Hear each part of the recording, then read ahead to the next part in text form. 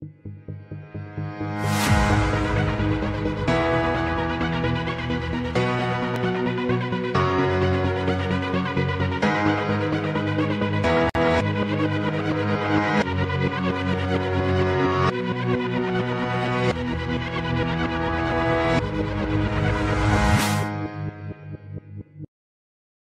régularisation des prix de l'oignon et de la pomme de terre fait débat dans les marchés. Selon ces commerçants, les prix fixés par l'Agence de régulation des marchés ne les arrangent pas.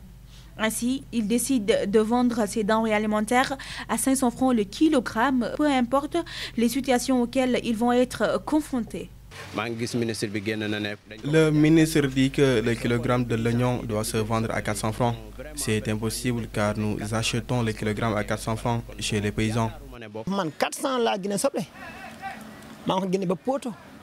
J'ai acheté le kilogramme de l'oignon à 400 francs à Potou. J'ai payé le transport, trié le sac et tout cela à 425 francs. Donc je ne peux pas le vendre à 400 francs le kilogramme. S'ils prennent une décision, ils doivent le faire tôt. Comme ça, chacun saura ce qu'il doit faire.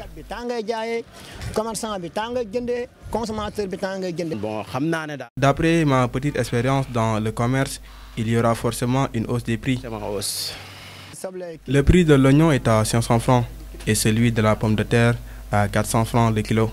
Le président de la filière d'oignons de Thiès et coordinateur du marché central déplore la cherté des prix de ces denrées, mais rassure les populations de la disponibilité de ces aliments. Cependant, il fustige la démarche des autorités de régulation des marchés. C'est trop ce que font certains commerçants, mais les contrôleurs doivent venir sur le terrain pour sanctionner au lieu de rester dans leur bureau. Il faut aussi sensibiliser les personnes. Parce que l'information que nous avons, mais la population. Cette année, les denrées seront disponibles, je rassure les populations.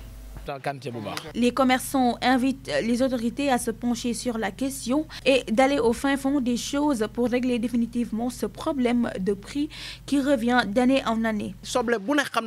Ils n'ont qu'à aller régulariser d'abord les prix chez les paysans. Ils connaissent tous les prix. Il fallait régler le problème avant l'arrivée de la fête. Il faut qu'ils se penchent sur la question afin que chacun sait les prix qu'il doit vendre.